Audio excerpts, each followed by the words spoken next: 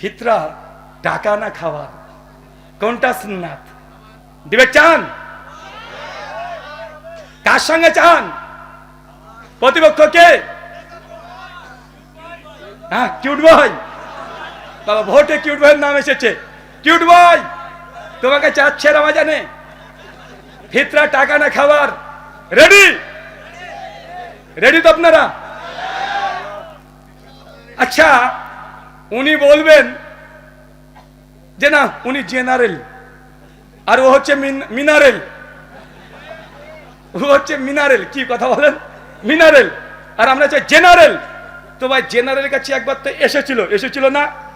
ডিবেটার নাম দিতে হবে না, দাও আলোচনা, দাও পর্যালোচনা, দাও মিটিং, দাও বৈঠক, যা ইচ্ছা তাই নাম দিয়ে দাও, তাও কোনো সমস্যা নেই। যে লাউ সেই কদু, কথা বুঝলেন না?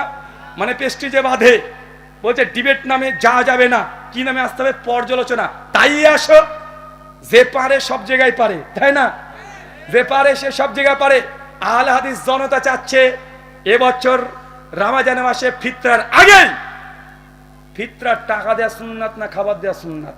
এই মাসালায় যত দেওবন্দি বাংলাদেশে আছে, ইন্ডিয়াতে আছে, সুন্নি বেরলবি যা আছে, সবাই না ভাবতে পারে সবাইকে হয়তো চ্যালেঞ্জ করব, অত নিচে আমরা নামতে পারবো না। সুরের সঙ্গে লড়াই করার জন্য ওই নর্দমায় নেমে কাদা মাখতে রাজি নই।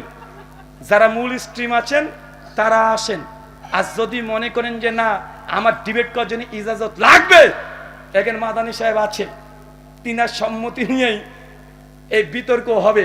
চান কি চান না? কথা বলেন। এক, কিউট বয়। দুই, প্লে বয়। তিন, নাইট বয়। নামগুলো জানা আছে তো? কিউট বয় কে বলেন তো? সবাই তো জেনে নিয়েছেন। নাইট বয় কে? ওই যে রাত্রিবেলা চশমা পরে, অটো তালাক বউ করে দেয়, আমি ঘরে থাকবো, বউ নিয়ে আমার বউকে তালাক দিয়ে দেয়। এদের তো চরিত্র খুব ভালো না, কথা বুঝলেন না ভাইজান? 3 নম্বর প্লে বয়, রংপুরে রংবাজ হুজুর, গত বছর থেকে ভ্যানিশ, আর নাই, আর দেখা যায়। আহলে হাদিসরা নাকি ইহুদিদের বিরুদ্ধে কথা বলে না, ফিলিস্তিনের যুদ্ধের জন্য কথা বলে না। গত বছর 5ই আগস্টে যা ঘটে গেছে, ওই প্লে বয়কে মাঠে দেখা যায় না, ও ঘুমিয়েছিল। ফেসবুকে দেখেছেন, আন্দোলন করতে দেখেছেন, রাস্তাতে নামতে দেখেছেন, কোন জায়গায় গিয়েছে না? বেটা, ফিলিস্তিনের যুদ্ধ করতে যাবে তোমার নিজের মাতৃভূমিতে, ছেলেরা রক্ত দিয়েছে রংপুরে অনেকেই, তারপরে তার পাতো দূরের কথা পাঞ্জাবে দেখা যায়নি, দেখা গিয়েছে। তোমরা কত বড় মুজাহিদ বাংলার মানুষ দেখে নিয়েছে, ভয়ে ঘাপটি মেরে ফেসবুকে একটা কমেন্ট করার সাহস পায় নাই। বরং কিছু কিছু মানুষ রটিয়ে দিয়েছিল সেই সময় ওই প্লে বয় ও নাকি গুম করে নিয়ে চলে গেছে। 2 দিন পর ফেসবুকে এসে বলছে একটা গুজব কেউ ছড়াবেন না। সেই সময় দেখবেন 5ই আগস্টে পোস্ট করেছিল, গুজব কেউ ছড়াবেন না। অনেকে ভাবছেন আমি ওই আদনান না, নাদান, মানে শিশু বাচ্চা, ওই নাদান, ও নিজে পোস্ট করে বলে দিচ্ছে যে দেখেন আমাকে কেউ গুম করেনি, আমি সুস্থ আছি, স্বাভাবিক আছি, আমি এই মুহূর্তে কোরআন এবং হাদিসের অনেক গভীর মুতালা করছি। বেটা, বাংলাদেশ যাচ্ছে ভেসে আর তুমি মুতালা করছো।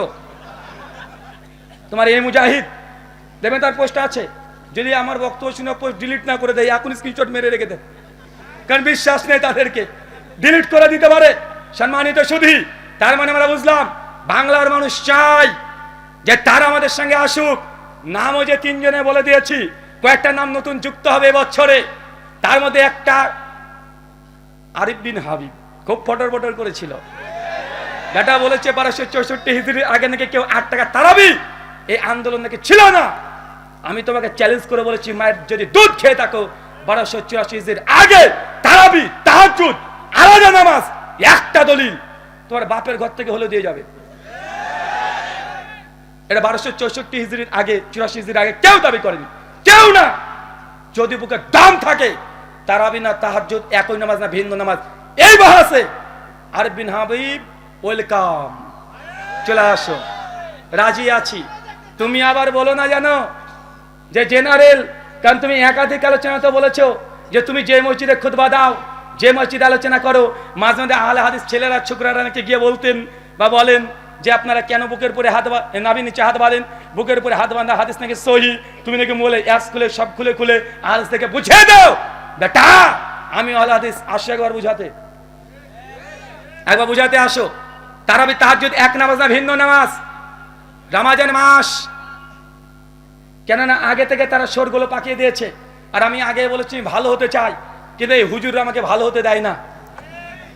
আমি কত চেষ্টা করি ভালো হয়ে যাব, বারবার চেষ্টা করি যে আমার এই ভাইদের সঙ্গে ডিবেট বাহাস মোনাজারা করবো না, বারবার শুধু পেছনে সে খুচা দেয়। তো খুচা দিলে তো বাসঝাড় রেডি আছে, রেডি আছে না নাই? তুমি খোঁচাখুচি করবা, বাসঝাড় নেবা না, তোমাকে বাসঝাড় নিতে হবে। আর আমরা দেওয়ার জন্য সবসময় প্রস্তুতি নিয়ে থাকি। তার জন্য আপনি আগে বলে দিয়েছি, তারাবি তাহাজ্জুদ যদি দাম থাকে, কিউট ভাই তুমি চলে আসো, না পালে তোমার প্লে বয়কে পাঠিয়ে দাও, তাও না পালে নাইট বয়কে পাঠিয়ে দাও, তা না পালে আরিফ বিন হাবিব। এখনো তার সঙ্গে ভদ্রতা হচ্ছে, যতদিন সে ভদ্রতা দেখাবে। তারপরে আরো যদি না হয়, তোমাদের কি যেন নাম, আর একটা কি নাম যে ওটা, ও বাচ্চা ছেলে রফিকিকে তো 2017 সালে মালিটলা মসজিদে সাইজ করে ছেড়ে দিয়েছি, বেচারা তারপর থেকে আর কথা বলে না। লুৎফর রহমান ফারাজি ও লিস্ট থেকে আউট হয়ে গেছে, ওকে মনে মঙ্গল করে খুঁজতে হবে, ওকে দেখাই যায় না। দেখা যায় আর তামিদুল মাওলা ও গায়েব, অদৃশ্য, ও বৃহস্পতি গ্রহে বসবাস করছে এখন। কিন্তু এখন মাঝে মধ্যে একটু উঠবই, লাভ দিত অনেকটা কমে গেছে, কিন্তু ইদানিং ফেসবুকে আবার শুরু হয়ে গেছে। বড় শয়তানগুলোকে বেঁধে দেয় রামাজান আসে, ছোট শয়তান ওরা কিন্তু খুচাখুচি করবে, করে কি করে না? তাই আগে থেকে জানিয়ে দিলাম, पेटी का कुर्सी, कुर्सी का पेटी बांध लीजिए, रमजान आ रहा है, मौसम बिगड़ने वाला है। आगे থেকে রেডি হন, সময় দিয়ে দিলাম 10 দিন সুযোগ পাবা। একদম স্কুলের ব্যাগ নিয়ে মাওলানা আব্দুল মালিকের কাছ থেকে তারাবি তাহাজ্জুদ এক নামাজ না ভিন্ন নামাজ, এই 10 দিন ক্লাস করতে শুরু করে দাও। 10 দিন পর দেখা হবে ইনশাআল্লাহ। ক্লাস করো, একদম শিশু বাচ্চা ছেলে মতো পড়তে চলে যাও 10 দিন।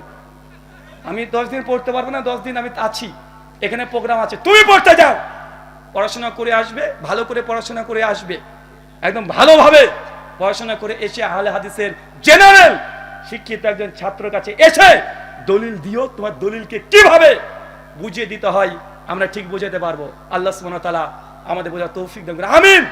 ভাবেন না যে অহংকার বা গৌরব করলাম, কারণ আমি চাই আমাদের আলেম ওলামা শায়েখ মাশায়েখ এদের কাছ থেকে আমরা কি শিখি। শেখদের ডিবেটের জন্য আমি বলি, বারবার বলি, কোন শেখ মাশায়েখ তারা যেন ডিবেটে না যায়। আরে আমরা আছি, ওরকম ছুঁচো মারতে কামান ব্যবহার করার দরকার নাই, মশা মেরে হাত গন্ধ করার দরকার নেই। ওইসব গন্ধ কীটগুলোকে মারার জন্য আমরাই যথেষ্ট আছি। যে কোনো এই প্রয়োজনে আসুক। হ্যাঁ, ওই যে আলাউদ্দিন জিহাদি চাচু, চাচি গায়া, হ্যাঁ শফিক হাশেমি না, হ্যাঁ শফিক হাশেমি, উনি তো বলে রফুলেদের নাকি এক্সপায়ার হয়ে গেছে, মানে আগে ছিল এখন আর চলে না। বসে দেখো একবার, শফিক হাশেমি হিসাবে একবার বসে দেখেন, চ্যালেঞ্জ করলাম, একবার রফুলেন কি মানসুক এই মাসালে বসে দেখেন, বাংলার মানুষকে জানতে দেন তারা কোন হাদিসের প্রতি আমল করে। বাংলার মানুষের জানার অধিকার আছে না নাই? কতদিন আর চাপাবাজি চলবে? মাযহাবের নামে কতদিন চাপাবাজি চলবে? জোর গলায় বলছে যে আমাদের ইমাম আবু হানিফা এক ইশাতে ওযু করতেন, ফজর পর্যন্ত এক ওযুতে নামাজ পড়তেন। কত বড় ইমাম তুমি দেখেছো? আহলে হাদিসরা তাকে বারে মানে না, বলে কি বলে না? আমি শুধু এই কথা বলেছি, আমার সাদা মনে সাদা প্রশ্ন, সাদা মনে কোনো কালো দাগ নাই। প্রশ্ন আমার, বলেন তো এশা থেকে ফজর যদি এক ওযুতে নামাজ পড়ে, এই একদিন দুই দিন নয়, টানা 40 বছর, 40 বছরে কি একটু হাগু চাপায়নি রাত্রিবেলাতে? বড় আলেম শায়েখ আমাদের তাজ ইমাম আবু হানিফা রাহিমাহুল্লাহ, তার সামনে এরকম কথা বলতে চায় না। আচ্ছা হলো না, ধরেন বুজুর্গ মানুষ, একটু ফুসফাস 19 20 20 21 22 তো হওয়ার কথা, তাও হয়নি, মেনে নিলাম না হতে পারে, আল্লাহর ওলি মানুষ।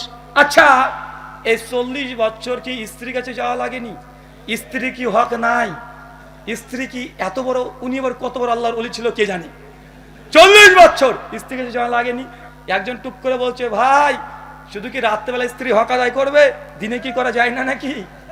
আমি বলেছি ফতোয়া স্বামী 27 নম্বর পৃষ্ঠায় তারপরে লিখে দিয়েছে, ফাজলে আমলের করাচি পাকিস্তান থেকে ছাপা 360 নম্বর পৃষ্ঠায় ওখানে লিখে দিয়েছে, ইমাম আবু হানিফা রাহিমাহুল্লাহ 50 বছর টানা দিনে রোজা রাখতো, দিন শেষ ওইদিকে রাত শেষ, এদিকে দিন শেষ। আমার এটা প্রশ্ন না, এটা ইলমি প্রশ্ন। যারা শিক্ষক উস্তাদ ছাত্র আছেন, আচ্ছা বলেন তো তাহাজ্জুদ নামাজ কাকে বলে? ঘুম থেকে উঠে যে নামাজ পড়া হয় এটাই তো তাহাজ্জুদ। ইমাম হাজার আসকালানী তার তালখিসুল হাবির 1237 নম্বর হাদিসের অধীনে আলোচনা করেছেন। ফতোয়া শামিতে হানাফিদের কিয়ামুল লাইল 2য় খণ্ড 88 পৃষ্ঠায় লিখেছেন, তাহাজ্জুদের জন্য শর্ত হচ্ছে ঘুম পাড়া। যদি আলসের একমত না, তাহাজ্জুদের জন্য হচ্ছে ঘুম থেকে উঠে নামাজ পড়াটা শর্ত। মানে ঘুম শর্ত। কি শর্ত? ঘুম শর্ত। ঘুমবিহীন কেউ যদি রাত্রে জেগে থেকে যে নামাজ পড়ে ওটা তাহাজ্জুদের নামাজ নয়, ওটা মুতলাকান নফল নামাজ হবে। কি নামাজ হবে? মুতলাকান নফল নামাজ। চাচা মাসালা বুঝেছেন তো? বুঝতে পারছেন না? মানে তাহাজ্জুদ পড়তে হলে কি করতে হয়? আগে ঘুমাতে হয়। আচ্ছা চাচা, ঘুমালে কি ওযু থাকে? বুঝেননি মনে হয়। ঘুমালে কি ওযু থাকে? তো ইমাম আবু হানিফা যদি না ঘুমায় তাহলে তাহাজ্জুদ পড়েনি 40 বছর। আর যদি বলে না তাহাজ্জুদ পড়েছে তাহলে ওযু ভাঙতে হয়েছে ঘুমের কারণে। মানে বুঝতে পারেননি? মানে ইমামে আজম আবু হানিফা রাহিমাহুল্লাহর মাকাম বর্ণনা করতে গিয়ে তার তাহাজ্জুদ ধ্বংস করে মুকাল্লিফ জাহেলরা ছেড়ে দিয়েছে। যে ওযু টিকায় তাহলে তাহাজ্জুদ পড়েনি, কারণ তাহাজ্জুদের জন্য ঘুম শর্ত। আর ঘুমিয়ে গেলে নেন ঠেলা, এবার ওযু ভেঙে গেছে। যেদিকে যাতে যেতে চাই যাক। 364 নম্বর পৃষ্ঠায় একজন বুজুর্গের কথা লিখেছে, আমার কাছে নিয়ে এসেছি, ভাবছিলাম যে এটা নিয়ে কথা বলবো। ফাজাইলে হাজ লিখছেন যে এক বুজুর্গ ছিলেন 12 দিন এক ওযুতে নামাজ পড়েছে। চিন্তা করেন এবার কত বড় বুজুর্গ, 12 দিন। আমি তো কোনো বললাম যে 12 দিন ও মানে এই মানে পটিও করেনি। আল্লাহর ওলির সঙ্গে গুস্তাখি করতে হয় না, করলাম না। 12 দিন একটু হাগু করেনি, একটু 19, 20, 20, 21, 22 করেনি। এই মানে 12 দিন এক ওযুতে এতদিন নামাজ পড়েছে। মানুষ না পায়জামা ছিল? আমার আর একটা প্রশ্ন, আচ্ছা বলেন তো 12 দিন যদি এক ওযুতে নামাজ পড়তে পারে হুজুরে, তাহলে 12 দিন নিশ্চয় তার ওযু ভাঙেনি। আর ওযু একটা ভাঙার কারণ হচ্ছে ঘুমিয়ে যাওয়া। মানে বেটা 12 দিন ঘুমায়ও নি। আমি আজকে গুগল করে দেখছিলাম, যখন এই ঘটনাটা পেলাম, যে গিনেস বুকের রেকর্ড কতদিন আছে যে মানুষ না ঘুমিয়ে থাকতে পারবে। একজনের নাম এসেছে, উনি হচ্ছেন ইংল্যান্ডের। উনি না ঘুমিয়ে টানা 7 দিন ছিলেন। কয়দিন? 7 দিন। মেডিকেল অনেকগুলো আমি তথ্য একটু ঘাটাঘাটি করলাম। চ্যাট জিপিটি হাফেজাউল্লাহকে প্রশ্ন করলাম, কিছু ওয়েবসাইট থেকে ঘাটাঘাটি করলাম, দামাত বারকাতুম আলিয়া ফেসবুক তো আছেই, সব ঘাটাঘাটি করে দেখলাম বিজ্ঞান ডাক্তার সায়েন্স আমাদেরকে বলছে টানা একজন ব্যক্তি 7 দিনে বেশি না ঘুমিয়ে থাকতে পারবে না। সর্বোচ্চ 5 দিন পারবে। 5 দিন যে না ঘুমায় তারপরে ও মানুষ থাকবে না, পাগলা হয়ে যাবে। তার মানে বুঝে নিয়েছি তোমার ওই হুজুর হয় সে মিথ্যুক ছিল, না পাগল ছিল। আল্লাহর ওলি না, ও পাগল টাল। বুঝেন নাই? 12 দিন না ঘুমিয়ে থাকবে। তো তোমার বুজুর্গের নামটা গিনিস বুকে লিখে দিয়ে আসো না, যে আমার হুজুর ফাজাইলে আমল 1 নম্বর পৃষ্ঠা 364 নম্বর পৃষ্ঠা 12 দিন না ঘুমিয়ে থেকেছে। নামটা তার থাকার দরকার, কিন্তু কোথায় ইংল্যান্ডে লোকটার নাম আছে? একটু আন্দোলন করো না। কথা বুঝলেন না মনে হয়? মানে এমন এমন ঘটনা, মানে মাঝে মধ্যেই দেখি এই ফাজাইলে হজ একজন বুজুর্গ ছিলেন। উনি আফগানিস্তানে কোন করাচি, মানে পাকিস্তানের করাচির ওই সাইডে আশেপাশে বাড়ি। হঠাৎ নাকি হজ করবেন, টাকা পয়সা নাই, পায়ে হেঁটে যেতেও পারে না। উনি নাকি কি করলেন, উনি একটু চিন্তা করলেন নবীর প্রতি একটু সালাম পেশ করবেন। অনেক শখ, কিচ্ছু পারলেন না। চোখটাকে বন্ধ করতে করতে করতে করতে বেচারা ঘুমিয়ে গেলেন। বেটার ধর্মটাই স্বপ্ন, ঘুমিয়ে গেছেন। একটুবার দেখছেন যে উনি উড়তে উড়তে চলে গেছেন, গিয়ে একদম কাবা শরীফ, চোখ ঘুম ভেঙেছে আর সামনে দেখছে কাবা শরীফ। কথা বুঝলেন না? বলছে তারপরে আমার ওই হুজুর, আমার বুজুর্গ কাবাকে তাওয়াফ করলেন, মদিনায় চলে গেলেন, তারপরে নবীকে সালাম দিলেন, তারপরে আবারও ঘুম ভেঙেছে, আর একবার দেখছে ওর বাড়িতে আছে, মানে ওর হজ কবুল হয়ে গেছে। আমার সাদা মনে সাদা প্রশ্ন, ভাই যদি ভারত, বাংলাদেশ, পাকিস্তান থেকে যায় কেউ উমরা বা হজ করতে, তো তাকে ইহরাম বাঁধা লাগবে না? তো তোমার হুজুর ইহরাম কখন বেঁধেছে? ও তো ডাইরেক্ট কাবা দেখেছে। মানে বুঝলেন না মনে হয়? মানে এই ভণ্ডদের বদমাইশিদের মানে কারামত দেখা দেখে বেটা ইহরাম ছাড়া তোমার হজ উমরা হবে? তো তুমি ইহরাম কোথায় বাঁধলে? তুমি যে লিখে রেখেছো ডাইরেক্ট চোখ খুলে দেখছে কাবা, তো কাবার সামনে ইহরাম বাঁধতে হবে নাকি রে বেটা? মানে এরা শরীয়তের জ্ঞান জিরো পরিমাণে ছিল না। মানে এই ঘটনা থেকে বোঝা যায়, মানে আপনার ওই পীর সাহেব দেখবেন মাঝে মধ্যে উঠতে পারে। এমন ঘটনা শোনেন না? আরে আমার পীর, বাংলাদেশের বক্তা বলছে তুমি জানো আমার পীর কত বড় পীর? তো কত বড় পীর? বলছে আমার পীরের সঙ্গে একদিন আমি ওয়াজে গিয়েছি, রাত্রিতে ফিরে আসলাম, হঠাৎ দেখছি ঝড় বৃষ্টি, রাত 2টো তখন বাজে, ভয় খেয়ে গেলাম যে কিভাবে এখন পদ্মা নদী পার করব। মানে আপনাদের চরমনায় পীর সাহেব ওয়াজ করছে, তার ভক্তবিন্দুরা যার নাকি বেগুনেও জিকির করে, শোনেন নাই? বলছে সবাই আল্লাহর ওলিকে চিনেছে কিন্তু ওয়াহাবিরা চিনেনি। আমার পীর সাহেব এত বড় পীর, সিংহ এসে প্রণাম করে চলে যায়। তোমার পীর সাহেবকে একটু ডেকে নিয়ে এসো, আমাদের কলকাতার চিড়িয়াখানায় ঢুকে দেবো, 10 মিনিট থেকে দেখিও। সবাই চিনেছে আল্লাহর ওলিকে, ওই সিংহ নাকি চিনে না। ভাই বলে কি বলে না? তারপরে বলছে যে পীর সাহেব হঠাৎ দেখছি ঝড় বৃষ্টি, কিভাবে নদী পার হবো? নদীর কাছে এসে দেখি মাঝিও নাই, নৌকায় নেই, মহা মুসিবত। পীর সাহেবকে বললাম পীর সাহেব কিভাবে নদী পার হবো? আমার তো ভয় লাগছে। বলদ নামক মুরিদকে পীর বলছে বাবা তোমার কাছে জায়নামাজ আছে? জি আছে। সঙ্গে বগল থেকে বের করে জায়নামাজটা পীরকে দিয়ে দিয়েছে, পীর নিচে পেতে দিয়েছে। তখন বলছে শোন তুই জায়নামাজে দাঁড়িয়ে যা, মনে মনে আমার নাম স্মরণ করতে থাক।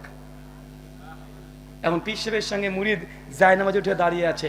মুরিদ তখন বলছে একটু পর দেখছি আমার জায়নামাজ উঠতে উঠতে উঠতে উঠতে একদম নদী পার করে আমাদের বাড়ির সামনে একদম বসিয়ে দিয়েছে। আমিও বুঝলাম যিনি এই ঘটনা লিখেছেন উনি আলিফ লায়লা অনেক বেশিবার দেখেছেন। জায়নামাজকে উঠে নিয়ে বেড়াচ্ছে, মানে এদের ভণ্ডামি যা আছে সবগুলো কেচ্চা কাহিনী জমা করে রেখে দিয়েছে এইসব গ্রন্থগুলোতে। মানে জায়নামাজে উঠছে, মানে পীর সাহেব উঠতে পারে। বলছে আমার বুজুর্গ 3 দিনে 3 মাসের রাস্তা এক পলকে পার করে দিয়ে চলে এসেছে। ভাই বলে কি বলে না? আমি তো গতকালকে কোথায় প্রোগ্রাম করছিলাম জানো? ওটা সুন্দরগঞ্জে কালকে প্রোগ্রাম করছিলাম। আমি বাংলাদেশের পীরদেরকে বলেছিলাম যে আপনারা যদি উঠতে টুটতে পারেন তো আগামী কাল রাজশাহীতে দারুল হুদা কমপ্লেক্সের আলোচনা সম্মেলন আছে। তো গোটা বাংলাদেশের যত পীর আছে সবাইকে আমি চ্যালেঞ্জ করেছি, এই চ্যালেঞ্জ পীর সাহেবের মরা পর্যন্ত, আমার মৃত্যু পর্যন্ত না, তার মরা পর্যন্ত কিছু করব না।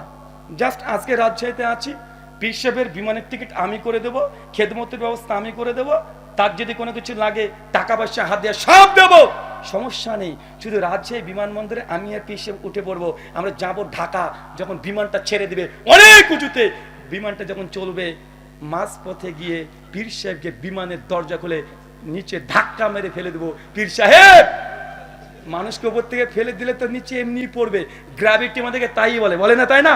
মানে উপরে ফেললাম কোথায় পড়বে? স্বাভাবিক। এটা হচ্ছে নিচে, এটা কোনো কারামত নেই। কারামত কোনটা? ওই যে উপরে যখন চলবে পীর সাহেবকে ধাক্কা মেরে ফেলে দেবো। একটু ঢাকা বিমানবন্দরে, শাহজালাল বিমানবন্দর, আল্লাহর অলির নামে বিমানবন্দর, ওই বিমানবন্দরে আস্তে আস্তে আস্তে আস্তে ল্যান্ড করে দেখাও। আমি উঠতে বলবো না বাবা, আমি উঠতে বলছি না, এটা ল্যান্ড করে দেখাও। তুমি নাকি 3 মাসের রাস্তা 3 দিনে পার করে দাও। তুমি নাকি বাড়িতে বসে বসে মক্কাতে নামাজ পড়ো। ভাই বলে কি বলে না? মানে পীর সাহেব এত বারবার উঠতে পারে, তো বিমান থেকে ধাক্কা মারে ফেলে দেবো, ল্যান্ড করে দেখাও। এই জন্য বলেছি পীর সাহেবদের যা কারামত, আগেকার পীর সাহেব যতই ধরনের কারামত দেখবেন, পীর পানি দিয়ে চলতে পারে, পীর আকাশে উঠতে পারে, পীর সাহেব আগুনে চলতে পারে, সবগুলো আজ থেকে 100 বছর আগেকার কারামত। 100 বছর আগে যে পীরগুলো ছিল তাদের এই কারামত ছিল, কিন্তু 100 বছরের মধ্যে ভাই পীর আছে না নাই? পীর হয়েছে কি হয় নাই? বাংলাদেশে 1 লক্ষ কোনো পীর আছে। তো পীর সাহেব আগেকার পীরের তো এতগুলো মজিজা ছিল, কারামত ছিল। আপনি তো পীর, আপনাকে ছোট্ট একটা বার্তা আপনাকে বলে দিই যে এখন আপনাদের কারামত আর চলে না কেন? কারণ এই দেখেন ক্যামেরাগুলো আছে। ক্যামেরা যেই দিন থেকে আবিষ্কার হয়েছে পীর সাহেবদের কারামত ওই দিন থেকে গায়েব হয়ে গেছে। বেটাদের আর কোনো কারামত হয় না, আর নদীতে চলতে পারে না, আকাশ আর উঠতে পারে না, আগুন আর জ্বলতে পারে না। আর কোনো পীরকে দেখেছেন? আর পারে না। কেন? ক্যামেরা আবিষ্কার হয়ে গেছে এই কারণে। ক্যামেরার সঙ্গে যে কারামতের কি সম্পর্ক এটা বুঝলাম না, কিন্তু এটাই বাস্তব। ক্যামেরা যেই দিন আবিষ্কার, পীরদের কারামত সেই দিন ফিনিশ হয়েছে কি হয় নাই? ফিনিশ হয়েছে না? মানে डाल में कुछ काला है, काला नहीं है बल्कि पूरा डाल ही काला है। মানে ডালের মধ্যে কালা, মানে মানে ডালের মধ্যে কিছু কিছু কালো কালো আছে, মানে কিছু কিছু কালো না, গোটা ডালটাই কুচকুচে কালো এদের। আল্লাহ সুবহানাহু ওয়া তাআলা এই সব ভণ্ডদের থেকে আমাদের বেঁচে থাকার তৌফিক দান করে, সকলে পড়ি আমিন। 15টা অ্যান্টিভেনাম নিয়ে বাড়িতে যাবেন। রমজান মাস আসলে একটা প্রশ্ন আসবে আপনাদের কাছে বারবার। কি প্রশ্ন? যে আহলে হাদিসরা ওমর বিন খাত্তাবকে মানে না, বলে কি বলে না? কেন? কারণ ওমর বিন খাত্তাব 20 টাকা তারাবির কথা বলেছে, ওমর বিন খাত্তাব 3 তালাকের ফতোয়া দিয়েছে, আহলে হাদিসরা মানে না, বলে কি বলে না? আমি প্রমাণ করেছি ওমর বিন খাত্তাব 20 টাকা তারাবি নাই, 8 টাকা তারাবি চালু করেছে, বরং যারা আমাদের প্রতি অভিযোগ করেছে তারাই ওমর বিন খাত্তাবকে মানে না। কেন? ওমর বিন খাত্তাব 8 টাকা তারাবির কথা বলেছে। আমি আরো 15টা মাসালা বলবো, যে মাসালাই হানাফি ভাইরা ওমর বিন খাত্তাবকে মানে নি। কয়টা বলবো? না 16টা বলি। 8 টাকা তারাবি ডবল 16, একটু বোঝাটা বেশি হয়ে যায়। নিয়ে যাবেন তো ইনশাআল্লাহ? বারবার বলে না যে এরা ওমর বিন খাত্তাবকে মানে না, ওমর বিন খাত্তাবকে মানে না, বারবার অভিযোগ।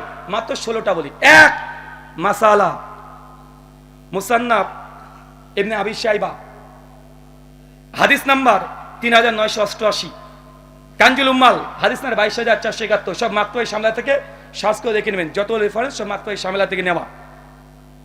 ওমর ইবনুল খাত্তাবের ফতোয়া হচ্ছে এইটা, একামত যদি হয়ে যায়, কি বললাম চাচা? একামত যদি হয়ে যায় তাহলে কোনো সুন্নাত নামাজ পড়া যাবে না, ফরজ নামাজের জন্য দাঁড়িয়ে যেতে হবে। এই মাসালায় হানাফিরা ওমর বিন খাত্তাবকে মানে না, ডাইরেক্ট মুখের উপরে বলে দিবেন তুই মানিস না ওমর বিন খাত্তাবকে, আহলে হাদিস না, তোরা মানিস না। এই মাসালায় আহলে হাদিসরা ওমর বিন খাত্তাবের সঙ্গে আছে না নাই? দুই মাসালা, সুনানুল কুবরা লিল বাইহাকি আল মুতাফা 458 হিজরি, হাদিস নাম্বার 4975, সনদ সহিহ। ওমর বিন খাত্তাব 1 রাকাত বেতের পড়ার উপরে কাইল ছিলেন, তিনি 1 রাকাত বেতের পড়তেন, পরে ফতোয়া দিতেন। হানাফি ভাইরা 1 রাকাত বিতেরকে অস্বীকার করে, এই মাসালায় ওমর বিন খাত্তাবকে তারা মানে না। মাসালা 3, তাফাতুল আওয়াজি, কিতাবুত তাহারাত, প্রথম খণ্ড 291 পৃষ্ঠা। পাগড়ির উপরে মাসা করা, কি কথা বলেন? পাগড়ির উপরে মাসা করা ওমর বিন খাত্তাবের ফতোয়া জায়েজ, তিনি জায়েজ ফতোয়া দিতেন। হানাফি ভাইরা এই মাসালাতে ওমর বিন খাত্তাবকে মানে না, বলে পাগড়ির উপরে মাসা করা জায়েজ না।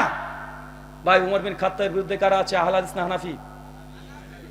ভাই এই কথাগুলো বলতে চায় না, এসব অ্যান্টিভেনাম দিতেও চায় না, কিন্তু যেহেতু অভিযোগ বলতেই হয়। কমচিতে খোঁচা দিলে বাঁশঝাড় দিতেই হবে, তাই দিতে শুরু করছি, কিচ্ছু করার নেই। 5 মুসান্নাফ ইবনে আবি শাইবা, হাদিস নাম্বার 7092 এবং কানজুল উম্মাল হাদিস নাম্বার 21198, সনদ সহিহ।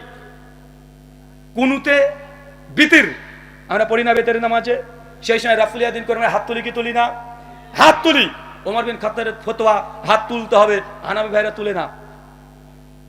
মাসালা 6, ইরওয়ালুল গালিল, শেখ আল্লামা নাসিরুদ্দিন আলবানী রাহিমাহুল্লাহ, 3য় খণ্ড 66 পৃষ্ঠা, কিতাবুজ জুমা আলোচনা করতে গিয়ে অনেকগুলো দলিল এনেছে এক জায়গায়। যারা ছাত্র বন্ধুরা আছেন ভালো করে ঘেটে দেখে নেবেন। ওমর বিন খাত্তাবের ফতোয়া গ্রামে জুমার নামাজ পড়া যাবে, হানাফিদের ইজমাই ফতোয়া গ্রামে জুমার নামাজ নাই, কিন্তু তারপরে তারা পড়ে, আছে না নাই? এই মাসালাতেও ওমর বিন খাত্তাবের যে ফতোয়া এর বিরুদ্ধে হানাফিরা আছে। মাসালা 8, জবরদস্তি তালাক হবে কি হবে না? এই মাসালা একটু খুলে বলি, ভালো লাগে। তালাকের কথা বললে ভালো লাগে, কেন বলেন তো? ওই যে অটো তালাক করে দেয়, হানাফি ভাইদের ফতোয়া কেউ যদি জবরদস্তি তালাক দেয় তালাক হয়ে যাবে। মানে আপনার বউ আপনাকে দেখাচ্ছে কেউ একটা গুন্ডা এসে তালাক দে, তোর বউকে তালাক দে, তাহলে গুলি করে মেরে দেবো। এখন আপনি ভয়ে বলে দেন তালাক তালাক তালাক, বউ অটো তালাক, ওই গুন্ডা আপনার বউকে নিয়ে চলে যাবে। মানে জবরদস্তি তালাক হবে কি হবে না? ওমর বিন খাত্তাব বলছে হবে না, হানাফি ভাইদের ফতোয়া হবে। আমি আপনাকে আরেকটু ক্লিয়ার করে বলে দিই, জবরদস্তি তালাক আহলে হাদিসরাও বলে যদি জবরদস্তি প্রমাণ হয়, কিন্তু শর্ত আছে। হানাফিদের নিকটে কোনো শর্ত নেই, আহলে হাদিসদের নিকটে শর্ত, জবরদস্তি যখন হবে সেই সময়তে তার মৃত্যুর ভয় থাকতে হবে। কি থাকতে হবে? মৃত্যুর ভয় থাকতে হবে। 2, যাকে জবরদস্তি করা হচ্ছে সে ব্যক্তি ক্ষমতা থাকতে হবে, ডিফেন্স যদি করার ক্ষমতা না থাকে, প্রায় 6খানা শর্ত আছে, ওটা নিয়ে আলোচনা করছি না। কিন্তু এই মাসালায় ওমর বিন খাত্তাব বলে জোর করে যে তালাক যদি দিয়ে দেয় ওই তালাক ধার্তব্যের মধ্যে গণ্য হবে না। কিন্তু হানাফি ভাইরা বলে ঘুমের ঝুঁকে যদি বউকে তালাক দিয়ে দাও, অথবা ঘুমের ঝুঁকে স্বপ্ন দেখেছো যে হাতের আঙুল চলছে বউর দিকে, দিয়ে বলছে তালাক তালাক তালাক, বউ শেষ। কথা বুঝলেন না? মানে ফতোয়া স্বামীকে দাও তালাকে পরিষ্কার ফতোয়া দেওয়া আছে। চলেন মাসালা 9, কানজুল উম্মাল 23,538 নম্বর হাদিস।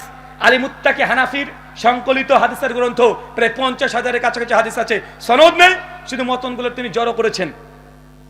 ওমর বিন খাত্তাব তিনি বৃষ্টি প্রার্থনা, ইস্তেসকা সালাতে 2 হাত তুলে দোয়া করা এবং চাদরটাকে উল্টো করে কাঁধে ঝুলিয়ে দেওয়া, তার ফতোয়া জায়েজ।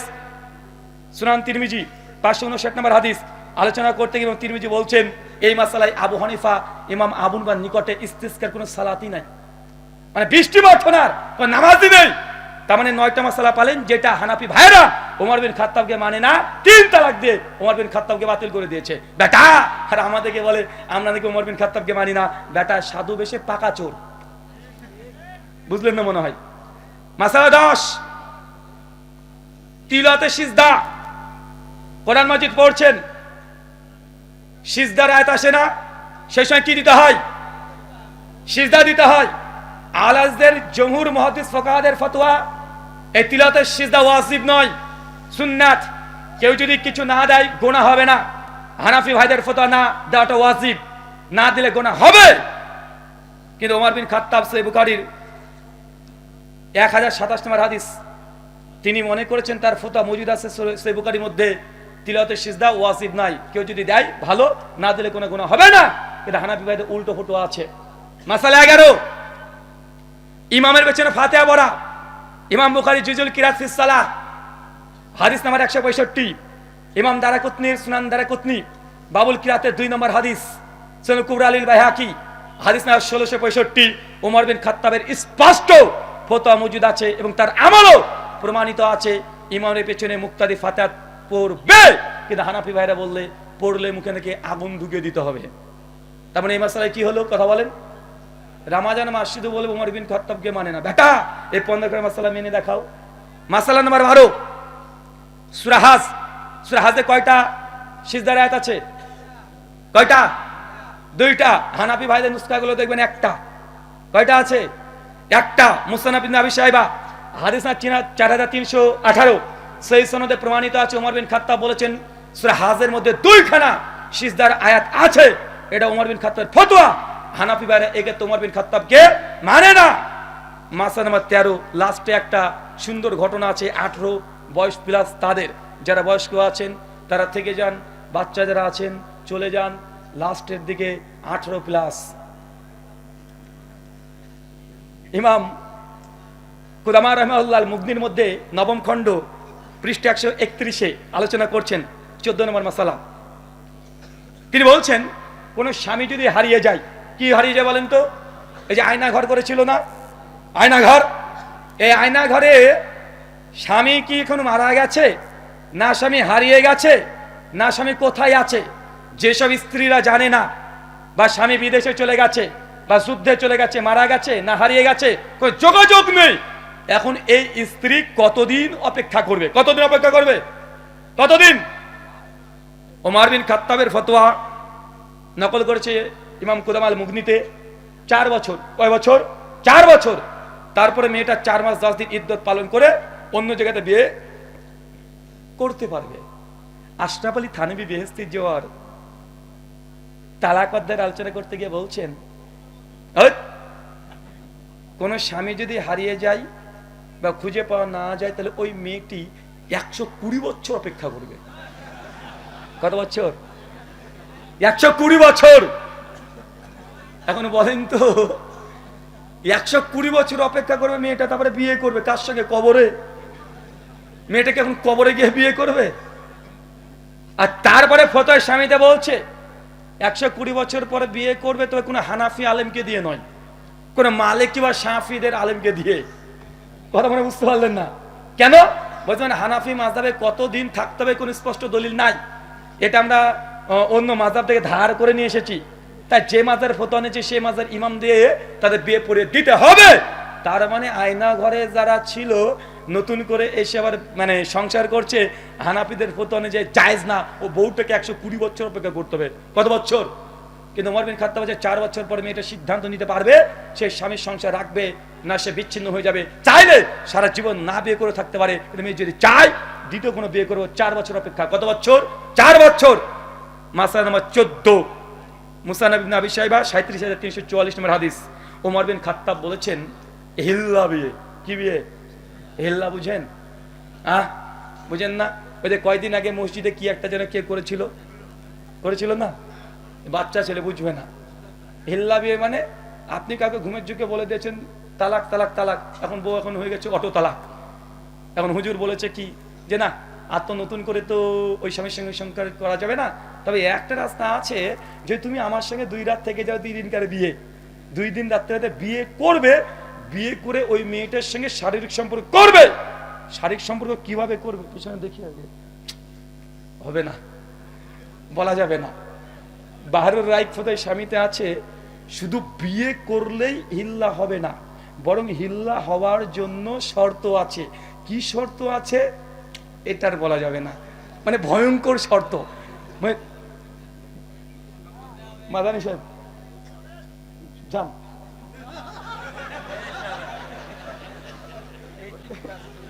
যান ওদিকে যান। মানে শর্ত যা দিয়েছে পরিষ্কার শর্ত, বলছে দুজনের, ভদ্র ভাষায় বলি, জননেন্দ্রিয় টাচ হতে হবে। টাচ হলে হবে না, গরমের অনুভূতি পেতে হবে। যদি গরমের অনুভূতি না হয় তাহলে হিল্লা হয়নি, আবার যেতে হবে। আর বলছি না, আরো ভয়ঙ্কর আছে, আর বলা দরকার নেই, আপনার যাদের দরকার তারা পড়ে নেবেন। এটা হচ্ছে হিল্লার মাসালা। ওমর বিন খাত্তাব রাদিয়াল্লাহু আনহু, ফারুক আজম, তার ফতোয়া, কেউ যদি হিল্লা করে তাকে রজম করতে হবে। কি করতে হবে? রজম করতে হবে। হানাফি ভাইরা ওমর ইবনে খাত্তাবের এই ফতোয়া মানে না, তারা অস্বীকার করে দেয় হিল্লা করাকে তার নেকির কাজ মনে করে। কিসের কাজ? নেকির কাজ, সবের কাজ। ফতোয়া সবাই ডাইরেক্ট লিখেছে, কেউ যদি মানে এই হালালা করে, দুই পরিবারের আবার বিবাহটাকে বৈধ করে দিচ্ছে, তার জন্য যে হালালা করেছে এ পাবে নেকি। নবী বলেছে ভাড়াটা সার, আর এ বানাচ্ছে নেকি পাবে। মাসালা নাম্বার 15, ওমর বিন খাত্তাব, সুনান তিরমিজি কিতাবুল হাজ, হাদিস নাম্বার 806, পরিষ্কার ওমর বিন খাত্তাব হজে তামাত্তুকে নাজায়েজ মনে করতেন। সহিহ বুখারী 563 কিতাবুল হাজ, ওমর বিন খাত্তাব হজে তামাত্তুকে নাজায়েজ মনে করতেন, হানাফিরা জায়েজ বলে। মানে এই মাসালায় ওমর বিন খাত্তাবকে তারা মানছে না। 16 নম্বর মাসালা, তারাবি ওমর বিন খাত্তাব 8 টাকাতে কথা বলেছে, হানাফিরা মানে না। টোটাল কয়টা দিয়েছি? কয়টা? টোটাল 16টা মাসালা। এই আলোচনাটা আবার শুনবেন, নোট করবেন। যখনই বলবে আহলে হাদিসরা ওমরকে মানে না, একদম এই দলিল দিয়ে জুতা পিটা করে ছেড়ে দিবেন। কথা বুঝলেন? আমরা ভাই মারামারি করি না, আমরা ইলমি ইখতিলাফ করি। যা অভিযোগ তার ডাইরেক্ট জবাব। গত 2 বছর আগে বলেছিলাম না, ওরা বলে ইবনে মাসউদের ফতোয়া নাকি হানাফি মাযহাব। আমি 15খানা মাসালা দিয়ে গেছি যে 15টা মাসালাই ইবনে মাসউদকে হানাফি ভাইরা মানে না। এই 16খানা মাসালা মানিয়ে দেখাও, তারপরে মুখটাকে খুলে বলবে যে আহলে হাদিসরা ওমরকে মানে না। বেটা, তুমি ওমর বিন খাত্তাবকে মানো না, জ্বলন্ত প্রমাণ এই 16টা। আমার অচিরেই তাকলিদ ভ্রান্তি নিরসনের 2য় খণ্ড আসছে, ওইখানে 250খানা এমন মাসালা আলোচনা করেছি, যেখানে দেখিয়েছি আল্লাহর নবীর হাদিস একদিকে, হানাফি মাযহাবের ফতোয়া আরেকদিকে। প্রায় 70খানা মাসালা এমন আছে। ওমর বিন খাত্তাব হানাফি মাযহাব, আবু বকর হানাফি মাযহাব, ওসমান হানাফি মাযহাব, এইভাবে 4 খলিফা সহ আবু হুরায়রা, ইবনু ওমর, কমপক্ষে আমি 350 ফতোয়া শুধু দেখিয়েছি। সাহাবীরা বলছে জায়েজ, এরা বলছে না জায়েজ, ডাইরেক্ট, কোনো তাবিল করার দরকার নেই। সহিহ বুখারী 5520 নম্বর হাদিস দেখবেন, নবী বলছেন যে ঘোড়ার গোশত জায়েজ, হানাফি ভাইরা বলে মাকরু, বলে কি বলে না। সুনান আবু দাউদ 2828 নম্বর হাদিস, আল্লাহ নবী বলছেন কোন কুরবানি জবাই করেছেন, পেটে যদি বাচ্চা পাওয়া যায় তাহলে সেই বাচ্চাটাকে নতুন করে জবাই করার দরকার নেই, মায়ের মানে জবাই বাচ্চা জবাই হয়ে যায়। হানাফি ভাইরা বলছে না, আবার জবাই করতে হবে। মানে ডাইরেক্ট নবী বলছে জায়েজ, এরা বলছে না জায়েজ, মানে তাবিল ছাড়াই। আর যদি তাবিল করে দেখানোর চেষ্টা করি অনেকগুলো হবে। যারা মাকতাবায় চলে যাবে, মুসান্নাফ ইবনে আবি শাইবা খুলবে, রাদ্দে আলা আবি হানিফা 125খানা মাসালা, প্রায় 350খানা হাদিস। সেই সময় মুসান্নাফ ইবনে আবি শাইবাতে 235 হিজরিতে মৃত্যুবরণ করেন লেখক, তিনি মানে ডাইরেক্ট রাদ্দে আলা আবি হানিফা এই শিরোনামে ইমাম আবু হানিফা রদ করে অধ্যায় রচনা করেছে। আমরা প্রথম না। আর অচিরেই সুসংবাদ দিয়ে যাই, রাদ্দে আলা আবি হানিফা মুসান্নাফ ইবনে আবি শাইবার এই অধ্যায়টা আমরা অনুবাদ করে ব্যাখ্যা বিশ্লেষণ সহ, জাহিদ কাউসারি অভিযোগের জবাব সহ, আল্লামা আওয়ামার জবাব সহ অচিরেই প্রায় 1200 পৃষ্ঠা আমরা প্রকাশ করতে চলেছি।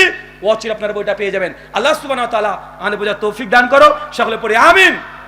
এই বলে আজকের মতো আলোচনা শুরু করলাম। না শেষ করলাম। ওমা আলাইনা ইল্লাল বালাগ। আসসালামু আলাইকুম ওয়া রাহমাতুল্লাহি ওয়া বারাকাতুহু। শেখ দ্রুত। আলহামদুলিল্লাহ, জাযাকুমুল্লাহ।